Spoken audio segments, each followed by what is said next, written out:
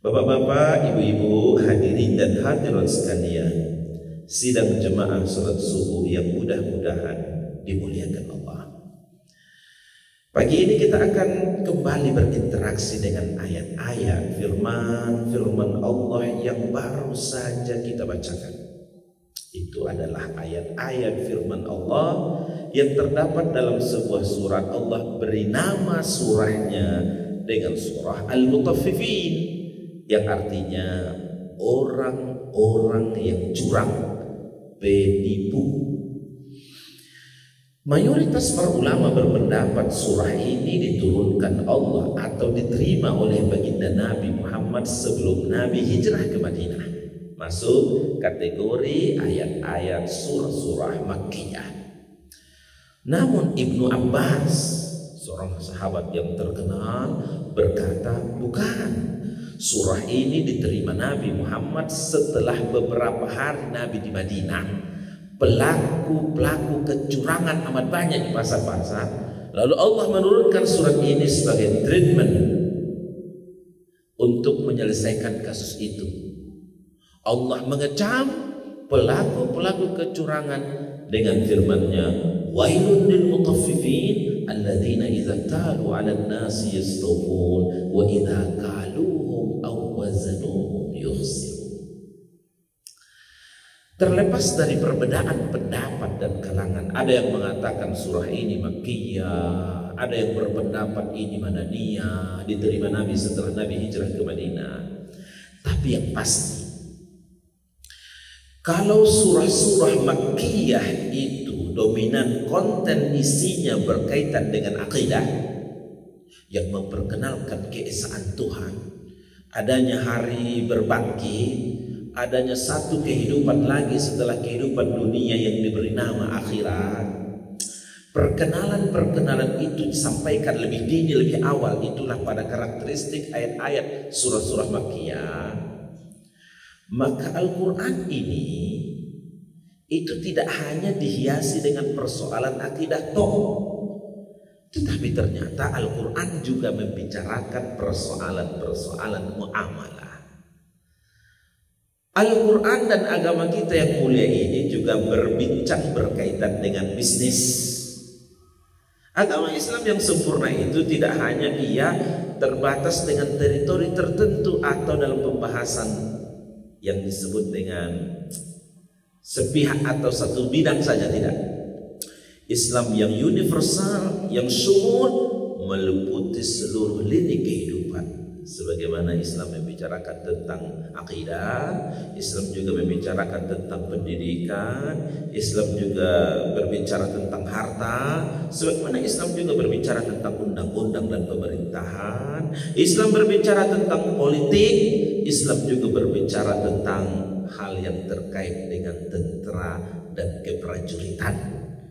Oleh karena itu Islam yang kita pahami bukan Islam yang sektoral parsial pada bidang tertentu, tapi tidak mempercayai dalam bidang yang lain. Seluruh lini kehidupan kita dibicarakan dalam Islam, maka ia harus berpandukan pada ajaran yang benar, Al-Quran dan Sunnah. Termasuk persoalan bisnis, termasuk persoalan muamalah. Bapak Ibu, Nabi Muhammad itu bukan pebisnis biasa. Nabi Muhammad itu pebisnis yang ulung. Dari muda sudah terlatih. Perjalanan bisnisnya tidak domestik Saudi Arabia, tapi multinasional. Telah sampai ke Syam. Syam itu dalam peta dunia sekarang 4 negara besar: Yordania, Palestina, Lebanon, dan Suriah. Itu kalau di musim panas. Di musim dingin kemana? Ke daerah Sana'a, di daerah Yaman. Dan itu telah mentradisi dan mendarah daging pada sifat orang Quraisy. Kalau tidak turun ayat li'ilafi Quraisyin ilafihim rihlatasyita'i was-sayf falyabudu rabb hadzal bait. Kan begitu. Perniagaan yang begitu beruntung luar biasa. Ada di musim dingin destinasinya kemana, di musim panas destinasinya kemana. Oleh karena itu falyabudu rabb hadzal bait, untuk tunduk dan patuh menyembah Allah Subhanahu wa taala. Bapak-bapak, ibu-ibu, hadirin dan hadirat sekalian yang mudah-mudahan dimuliakan Allah. Apa pesan-pesan, wasiat-wasiat untuk kita amalkan dari ayat-ayat kita pada surah Al-Mutaffifin yang terdapat dalam Al-Quran. Dimulai oleh Allah Subhanahu wa taala firman-Nya pada ayat yang pertama, wailun lil mutaffifin. Perkataan wailun lil mutaffifin ada dua nih. Satu perkataan wail, satu perkataan mutaffifin. Perkataan mutaffifin, perkataan wailun atau wail dalam bahasa Arab ada yang berkata, ini kalau kita merujuk kepada tafsir-tafsir klasik, para ulama-ulama terdahulu berpendapat perkataan wailun atau wail itu adalah satu nama dari nama-nama lembah di neraka. Ada nama lembah neraka bernama neraka wail. Oleh karena itu ketika berjumpa dengan ayat ini wailun lil mutaffifin, itu diartikan neraka wail bagi pelaku kecurangan, neraka wail bagi mereka yang menipu, yang curang. Itu satu pendapat.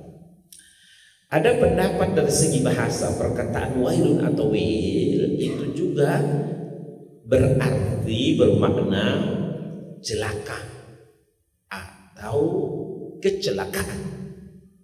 Bagaimana kalau terjadi kecelakaan di jalan besar ini? Wah, dengan suara yang sedikit lebih keras, setiap mata memandang, orang tersirat darah.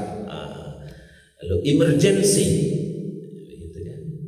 Yang curang, yang menipu itu satu kecelakaan baru saja terjadi. Kira-kira begitu. Oleh karena itu perkataan wailun lil mutaffifin itu juga dapat diartikan celaka atau kecelakaan bagi yang curang, yang menipu. Itu makna dari perkataan wail dari segi bahasa.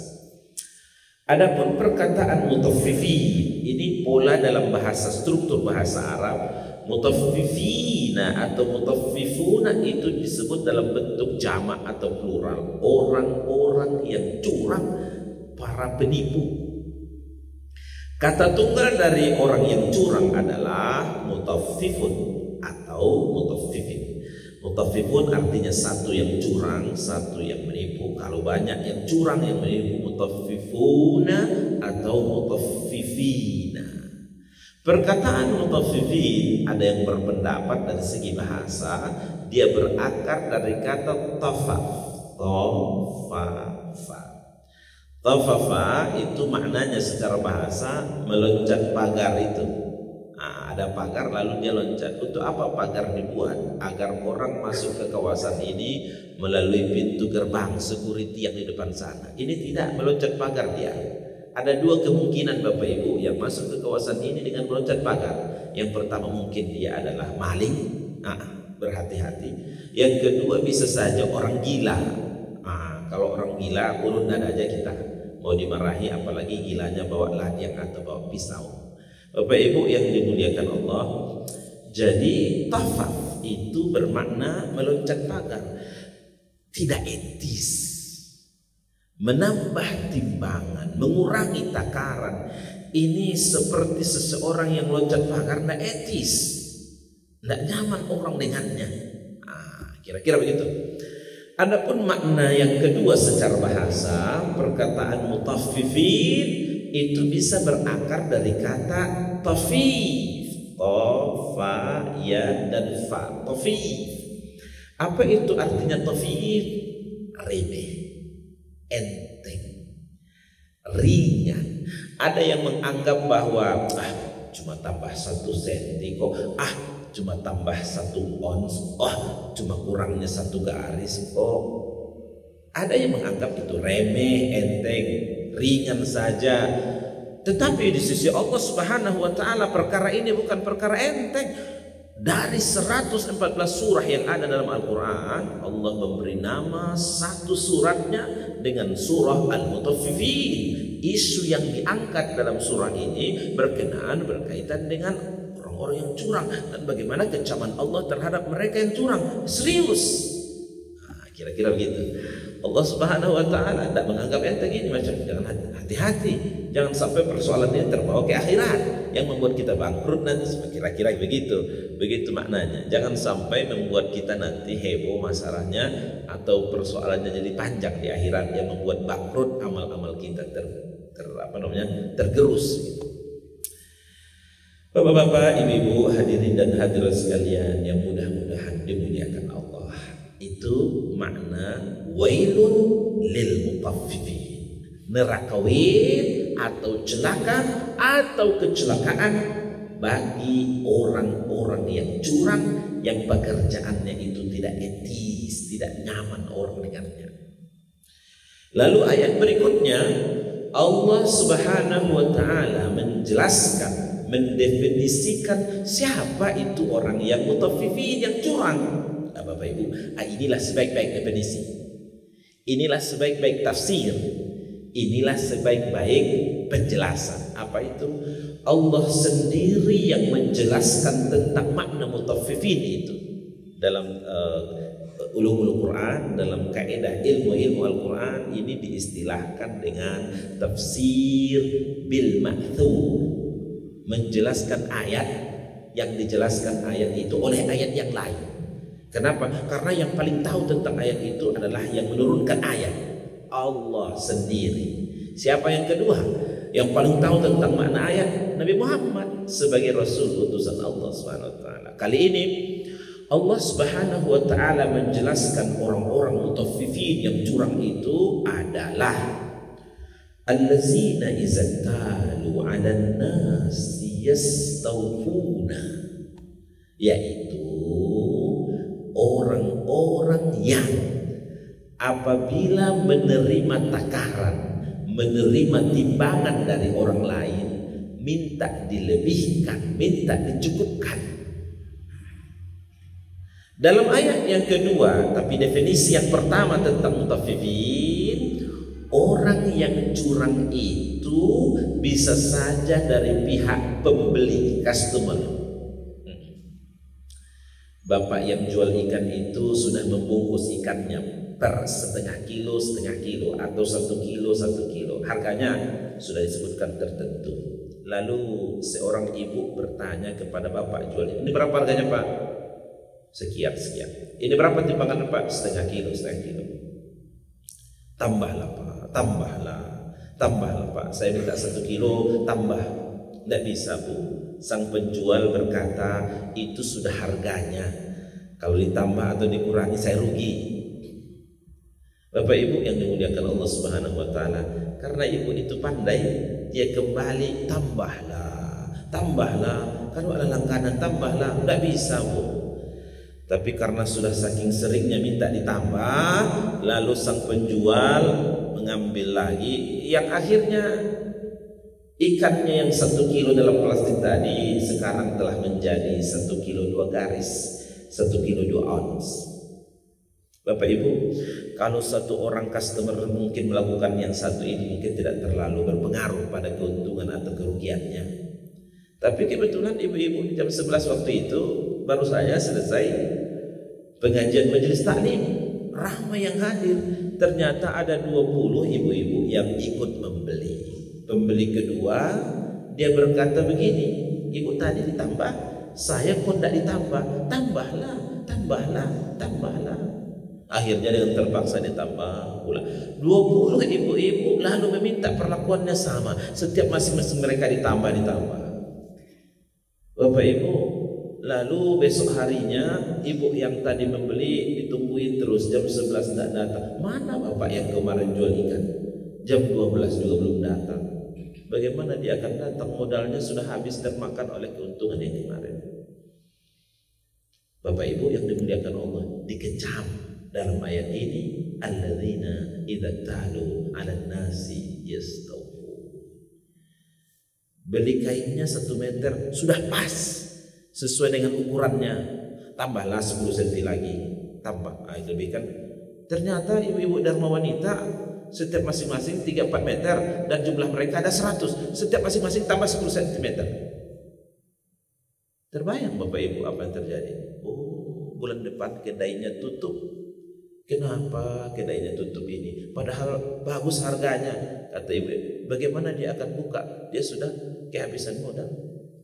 Dikecam dalam ayat kita. Bapak Ibu yang dimuliakan Allah Subhanahu wa taala, kita lanjutkan dulu. Itu masih satu dari definisi al-mutaffifin, orang-orang yang curang, yaitu yang apabila menerima takaran, menerima timbangan, minta dilebihkan dari pihak pembeli. Makna yang kedua dari mutaffifin diterangkan oleh Allah pada ayat yang ketiga. Wa idza kaluhum aw wazanuhum yukhsiruna. Dan apabila mereka yang menimbang, mereka yang menakar, mereka kurangi timbangannya, mereka kurangi takarannya. Nah, dalam hal ini siapa yang curang? Yang curang adalah penjual. Seorang bapak membeli gula pasir di kedai. Ini berapa nih Pak? Oh, itu 1 kilo Pak. Harganya berapa? Sekian.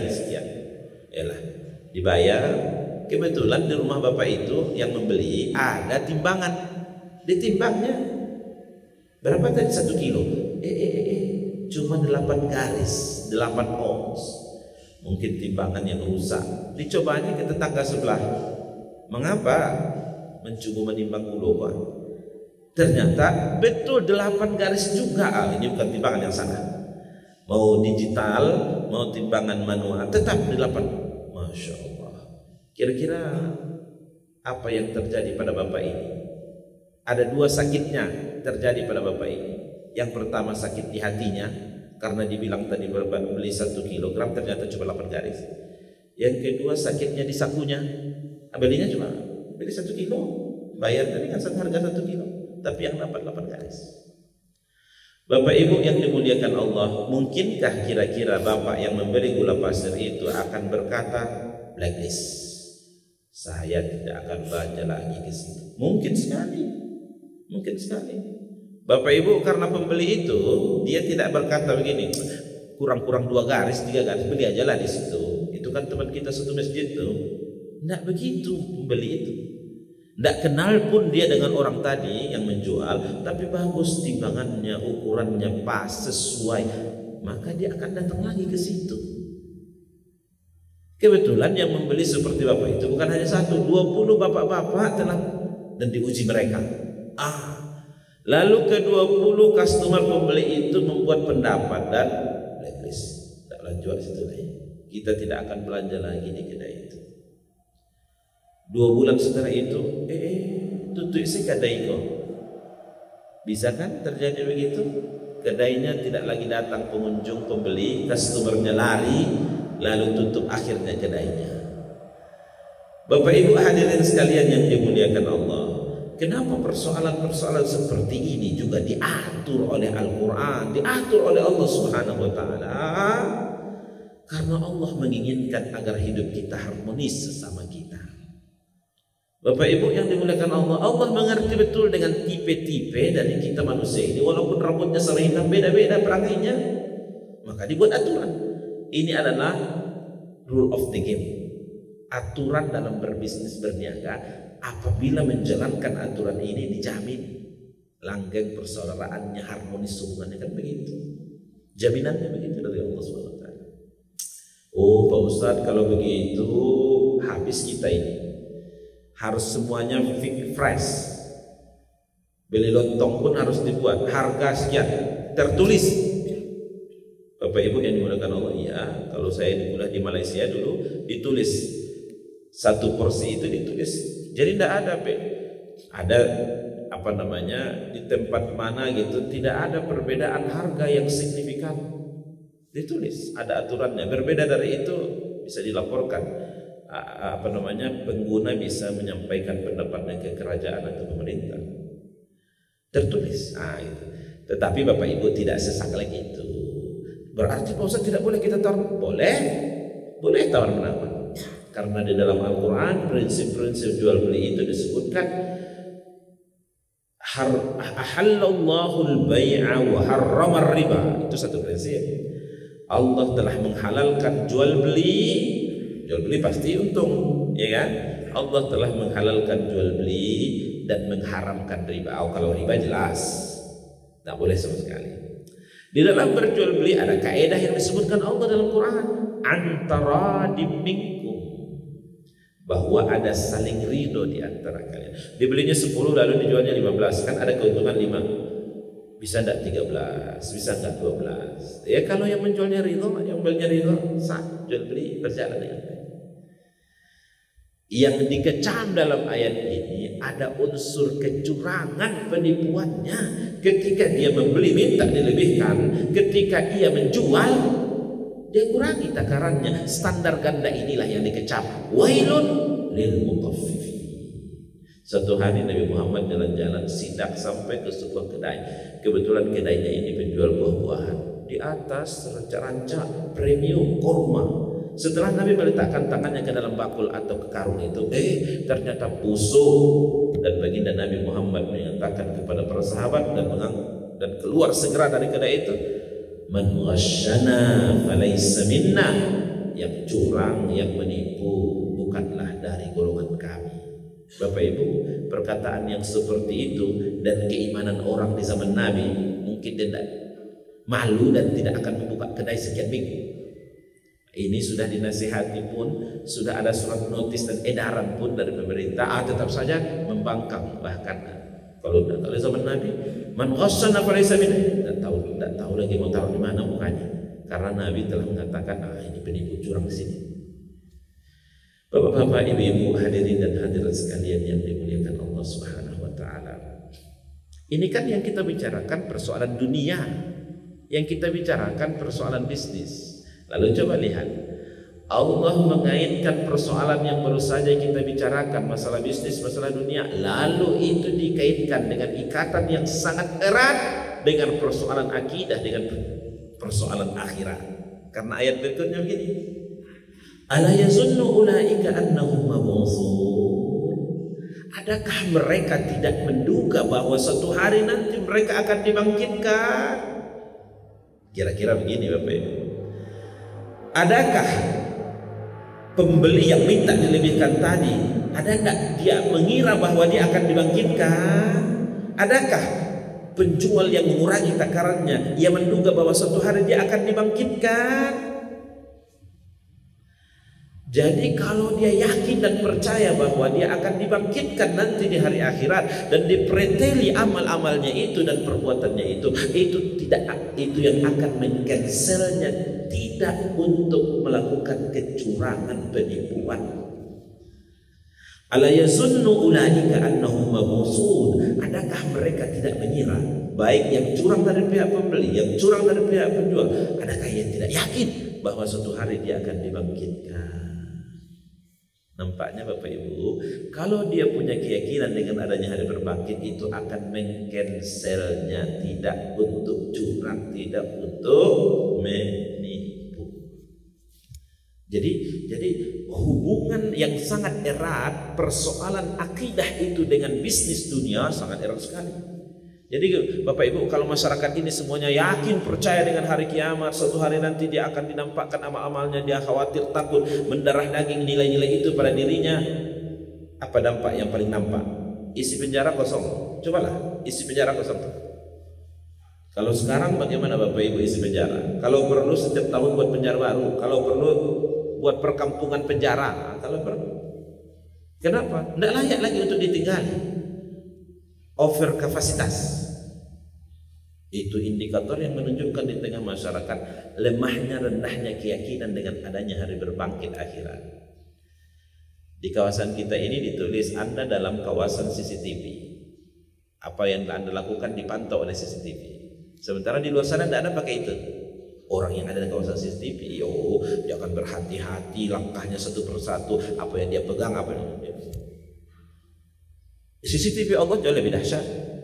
Keyakinannya dengan adanya hari berbangkit itu akan membuat dia merasa muraqabatullah, diawasi oleh Allah Subhanahu wa taala. Bapak-bapak, ibu-ibu, hadirin sedang jemaah subuh yang dimuliakan Allah, ada yang unik dari ayat kita ini ketika Allah mengatakan ala yazunnu ulaika annahum mab'utsun. Apa itu yang unik yang digarisbawahi oleh ulama? Perkataan yazunnu itu kan zon asal katanya. Zon itu mengira, menduga. Kalau mengira, menduga itu dalam posisi 55%, 60%, 65%. Belum terlalu kuat, belum terlalu ada yang lebih tinggi poinnya dari itu sampai 80, 90, 95%. Yakin. Allah tidak menyebutkan pada ayat ini, adakah mereka tidak yakin bahwa suatu hari nanti mereka akan dibangkitkan oleh Allah? Tidak menggunakan kata yakin yang levelnya 80, 95%. Tetapi Allah menggunakan kata mengira, menduga yang levelnya 55, 60, 65%. Di kalangan ulama tafsir berkomentar, kalaupun di hati-hati kita tidak sampai level keyakinannya dengan adanya hari berbangkit itu sampai 80-95%, adanya cuma sedikit, hanya 55-60% saja. Oh, itu pun sudah cukup untuk mengcancelnya tidak curang, tidak menipu. Kira-kira begitu.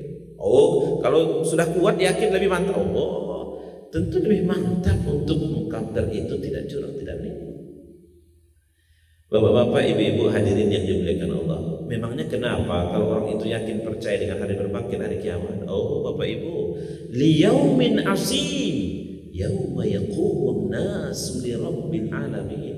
Hari itu dahsyat sekali hari itu. Kenapa? Karena seluruh apa yang pernah kita perbuat selama sekian puluh tahun hidup di dunia akan dipreteli, akan dibongkar satu persatu, itu dilihatkan.